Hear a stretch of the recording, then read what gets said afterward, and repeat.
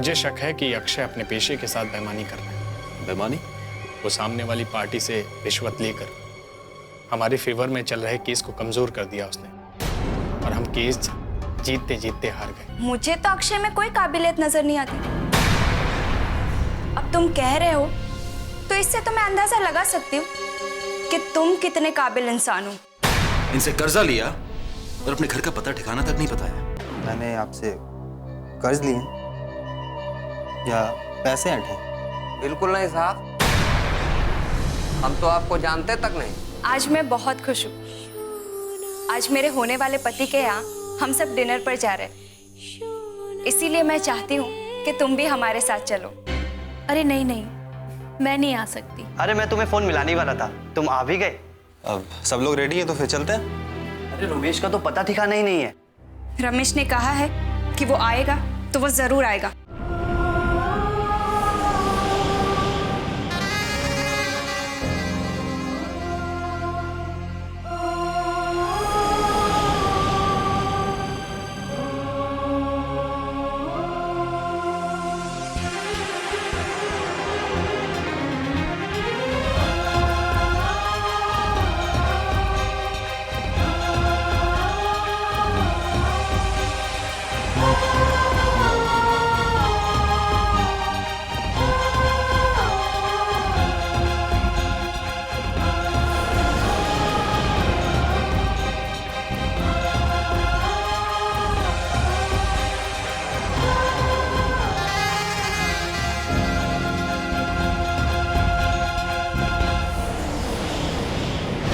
जोगिन, शाम से कहो कि वो हमारा खाना लगा दे। अब हम रमेश के घर नहीं जा रहे हैं। रमेश ने हमारी बेइज्जती कर दी है। ये उसने अच्छा नहीं किया, अच्छा नहीं किया उसने।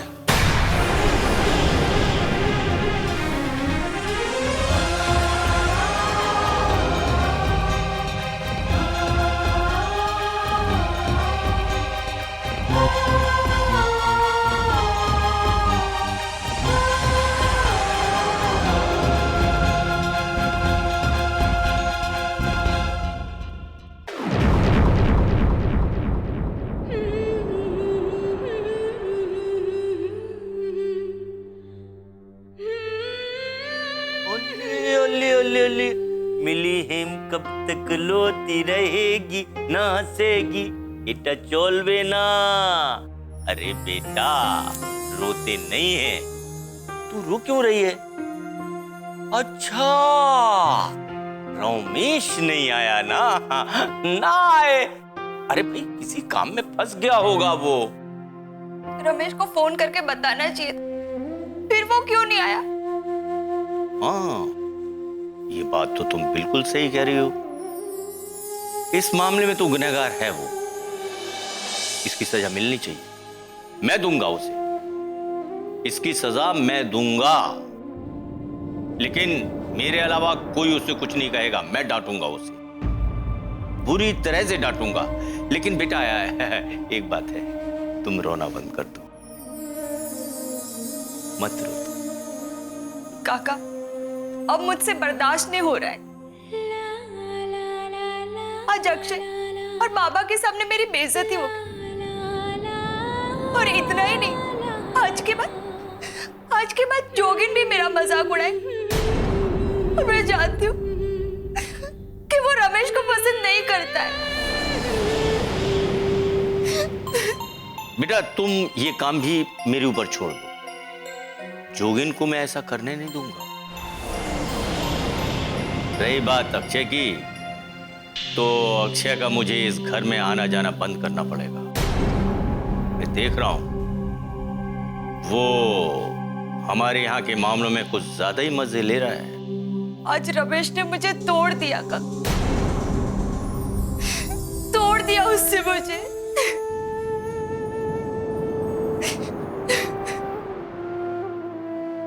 हे, जिस रमेश पर तुम्हें हमसे ज्यादा भरोसा था, आज उस रमेश पर अचानक तुम्हारा भरोसा उठ गया, और वो भी आज के बाद। नहीं बेटा, अभी तो जिंदगी बहुत बाकी है। जिंदगी में कई उतार चढ़ाव आते हैं। ए मेरी नन्ही मुन्नी गुड़िया, एटा चोल भी ना।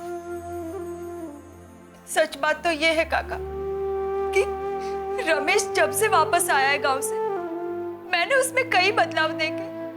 वो बदल गया है काका, मेरा रमेश बदल गया है। अब तो वो मुझसे नजरें चुराता है, बात को बदल देता है, मेरे किसी भी बात का जवाब नहीं देता है, खामोश रहता है। और आज तो ये हरकत करके उसने मुझे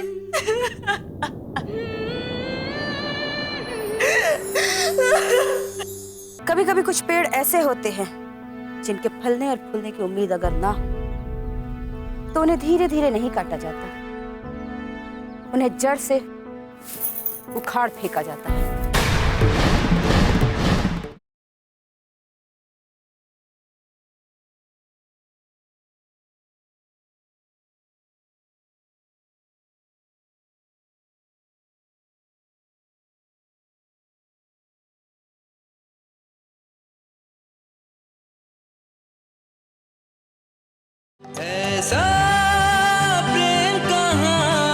sir I am sorry to say but Ramesh का ये तरीका ठीक नहीं है। उसे अपनी इज्जत का ख्याल नहीं है तो कम से कम आपकी इज्जत का तो ख्याल रखना चाहिए था। बाबा, किसी के घर जाकर खाना खाना कोई बहुत बड़ी बात नहीं है, और खाना तो एक बहाना होता है। हमें तो रमेश का घर देखना था जहां बोर्ती ब्याह कर जाएगी, लेकिन रमेश ने वादा कर वादा खिलाफी की है। Very sad. सर शायद मैंने पहले भी आपसे एक बार कहा था कि रमेश के अंदर काफ़ी सारी तब्दीलियां आ गई हैं। मुझे लगता है कि जब तक उसके राज के बारे में पता न चल जाए, शादी के लिए जल्दीबाजी नहीं करनी चाहिए।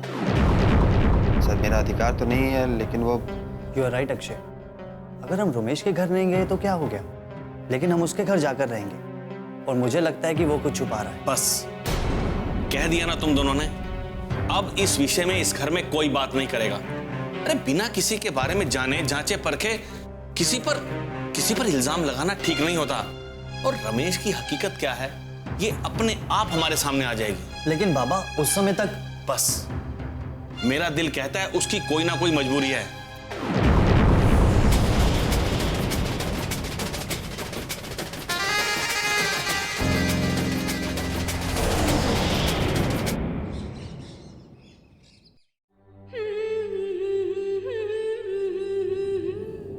देखिए, अब तो मैंने सही लिखा है ना?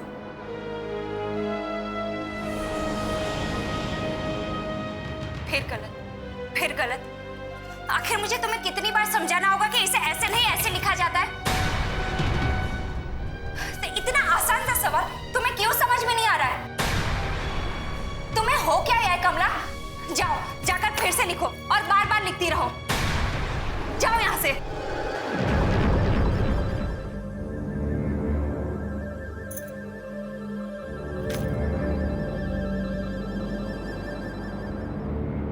आई एम सॉरी कमला, मुझे तुम्हें इस तरह से नहीं डांटना चाहिए था। प्लीज मुझे माफ कर दो। कमला, मैं ज़हनी तौर पर इस समय बहुत परेशान हूं। प्लीज मुझे माफ कर दो। सब ठीक तो है ना? सब कुछ ठीक होना भी ठीक ही होता है, कुछ भी ठीक ना होना भी एक तरह से अच्छा ही होता है। मगर ठीक होते होते जो बात बिगड़ जाए वो बहुत तकलीफ पहुंचाती है कमला। बस मेरे साथ कुछ ऐसा ही हो रहा है। क्या मैं आपकी कोई मदद कर सकती हूँ? काश कि तुम मेरी कोई मदद कर सकती। कमला, जब दिल को कोई ठेस पहुंचती है ना, तो वो हमें कोई ना कोई सबक सिखा कर जाती है। और मुझे इससे यही सबक मिला कि कोई किसी से कितना भी प्यार करे, उसकी बेवफाई हमें एक पल में ही खत्म कर देती। जरूर कोई बात है, वरना आप कभी ऐसे नहीं करते। बताइए ना, बताइए ना क्या बात है।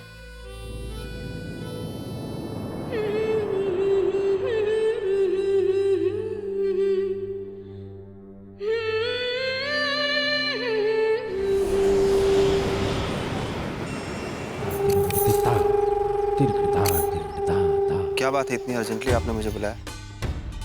तुम्हें कुछ दिखाना चाहते थे हम। जानते हो हम क्या कर रहे हैं? हाँ, ये सूखे पत्ते और डाल काट रही हैं। जो पत्तियां और डाल सूख जाए उन्हें काटकर फेंक देना चाहिए, वरना पूरे पेड़ पर असर पड़ सकता है। और इस समय यही हाल तुम्हारा हो गया है अक्षय। सूख गए हो, बस काटना बाकी। मैंने अपनी कोशिशें पहले से काफी तेज कर दी हैं। अब इन बातों में कोई दम नहीं है अक्षय, घिसी पिटी हो गई है। हेम मेरी होकर रहेगी, ये मेरा वादा है आपसे, और वो दिन दूर नहीं। तुम अपने मकसद से करीब हो सकते हो अक्षय, पर तुम्हें ये काम सौंपकर हम अपने मकसद से दूर होते जा रहे हैं। अपने मकसद के लिए हमारे पास पहले ही वक्त कम था, और तुमने तो बहुत समय बर्बाद कर दिया हमारा। मेरा यकीन कीजिए, मैं हेम के काफी करीब हूँ। कल रात रमेश ने रमेश रमेश रमेश, हमें रमेश नाम से मतलब नहीं है। मतलब है तो आनंदों की बर्बादी और उसके आंसुओं में छुपे अपने सुकून से। इसलिए आइंदा तुम रमेश का नाम हमारे सामने मत लेना। तुम हेम को शादी के लिए किस तरह राजी करते हो, ये तुम्हारा काम है। मुझे सिर्फ अपने मकसद से मतलब है। तुम जा सकते हो। ठहरो, यहाँ आओ। सूखे पत्ते और डालियों की कटिंग तो तुमने देख ही ली होगी। कभी कभी कुछ पेड़ ऐसे होते हैं जिनके फलने और फूलने की उम्मीद अगर ना हो तो उन्हें धीरे धीरे नहीं काटा जाता, उन्हें जड़ से उखाड़ फेंका जाता है।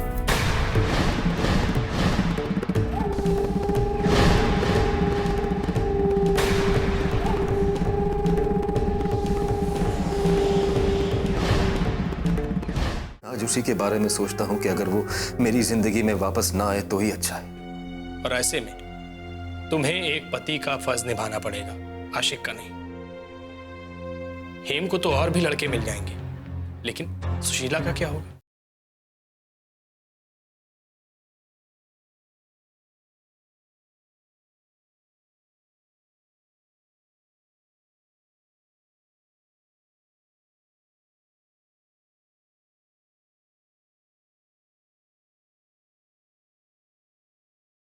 ऐसा प्रेम कहाँ।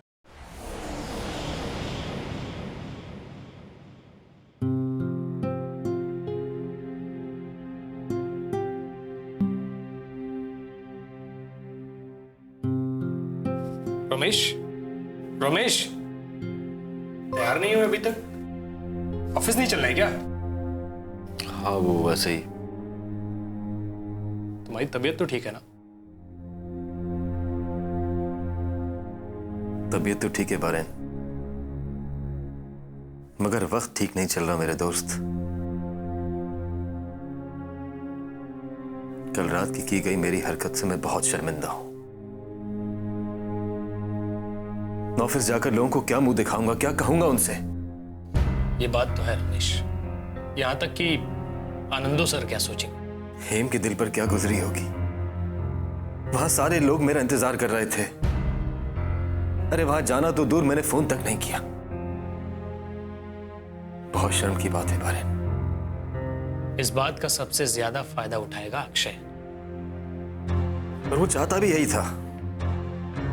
अरे उसे तो मौका मिल गया मुझे जलील और बेइज्जत करने का, और अब तक तो उसका काम शुरू भी हो गया होगा। इसके अलावा उसके पास तो काम है नहीं।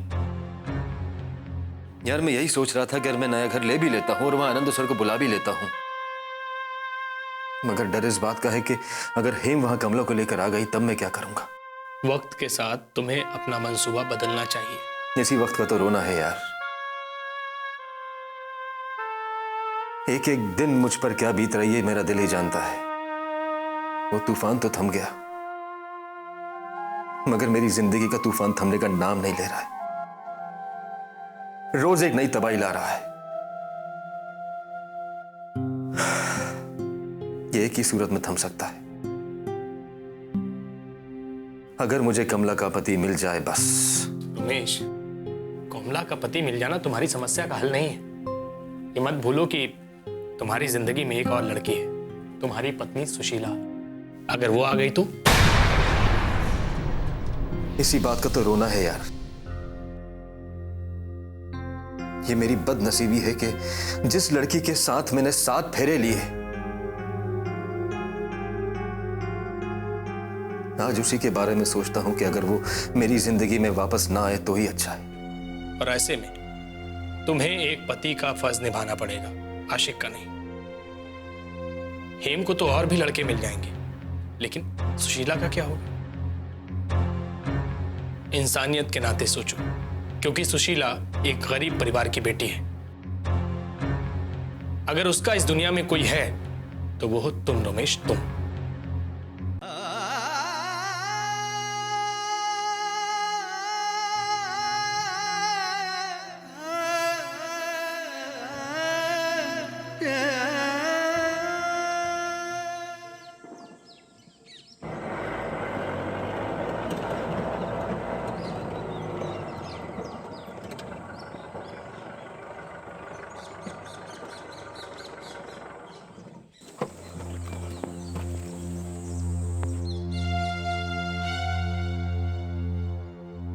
अरे तुम्हारी गाड़ी कहाँ है? तुम्हारे जिगरी दोस्त मिस्टर जोगिन कहीं लेकर चले गए हैं। अरे कोई बात नहीं, चलो मैं तुमको छोड़ देता हूँ।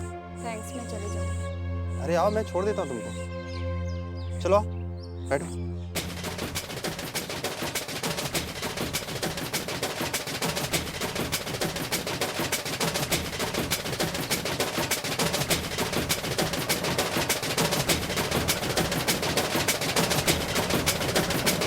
मुझे एक बात समझ में नहीं आती कि आखिर रमेश अपने घर पे किसी को ले जाना क्यों नहीं चाहता।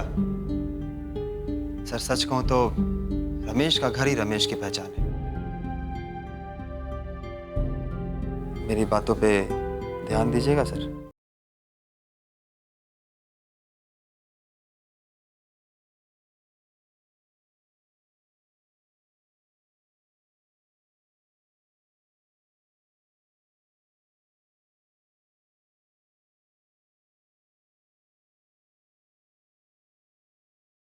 ऐसा प्रेम कहाँ।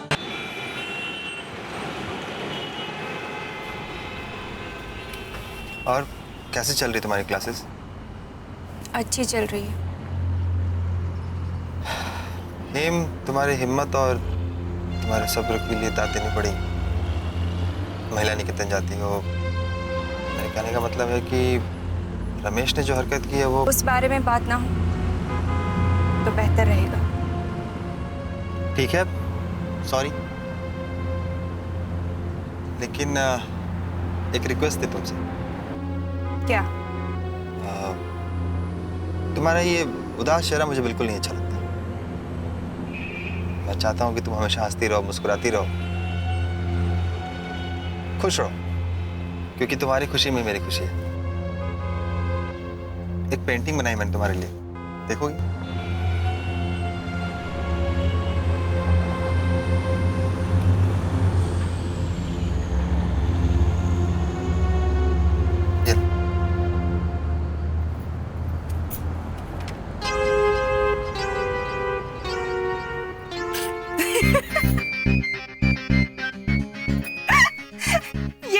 ये पेंटिंग है।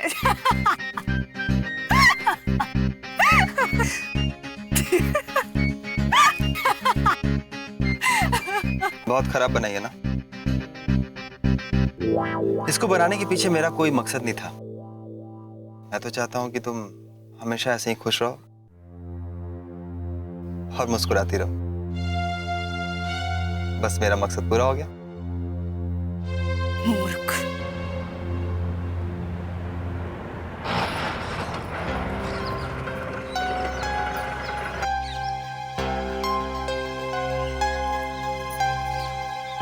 Thank you Akshay. तुम तो मुझे यहाँ तक छोड़ने वाले थे ना? हाँ, मैं सोचा कि जब यहाँ तक आ ही गया हूँ तो सर को प्रणाम करता चलो। इतने महान आदमी हैं वो, अपने आप में सागर हैं। जब भी उनसे मिलता हूँ कुछ ना कुछ सीख ही लेता हूँ उनसे।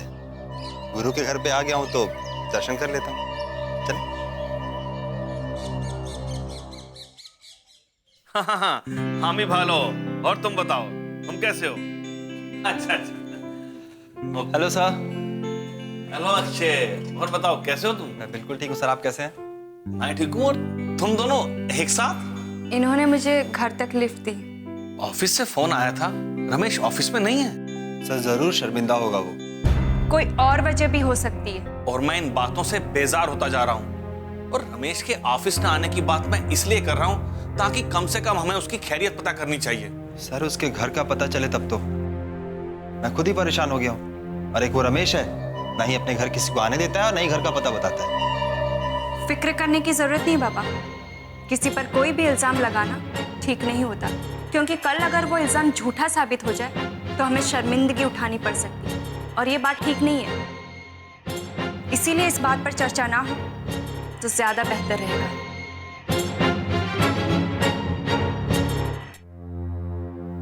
अजीब सी कश्मकश है, ना कुछ सुझाई देता है और ना ही कुछ समझ में आता है। सर हमारे सारे सवालों का जवाब मिलेगा रमेश के घर में, और हमारी सारी समस्या का समाधान है रमेश का घर। मुझे एक बात समझ में नहीं आती कि आखिर रमेश अपने घर पे किसी को ले जाना क्यों नहीं चाहता। सर सच कहूं तो रमेश का घर ही रमेश की पहचान है। मेरी बातों पे ध्यान दीजिएगा सर। चलता हूं।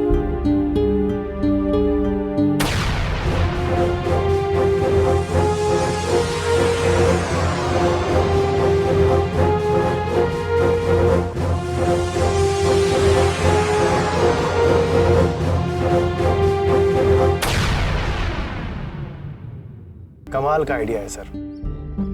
इस काम के हो जाने के बाद रमेश का घर में एंटर होना तो दूर, इस शहर में भी घुसना मुश्किल हो जाएगा। वैसे रमेश के लिए तो मैंने इससे बढ़कर चीजें सोच रखी हैं। पहले अपना ये काम तो हो जाए, उसके बाद रमेश टूट जाएगा, और ऐसा टूटेगा कि कभी जुट नहीं पाएगा। टूटे हुए खिलौने से तो बच्चे भी खेलना पसंद नहीं करते, फिर हेम क्या खेलेगी। लेकिन सर रमेश ने हेम पर पता नहीं क्या जादू कर रखा है। कमबख्त बड़ी से बड़ी गलती कर दे, लेकिन हेम उसका रंग अपने ऊपर से उतारने नहीं देती। और कितने दिनों का? बस तुम मेरा ये काम कर, क्योंकि इसके अलावा मेरे सामने कोई रास्ता नहीं दिख रहा रमेश के खिलाफ। सर आपने कह दिया ना, काम हो जाएगा।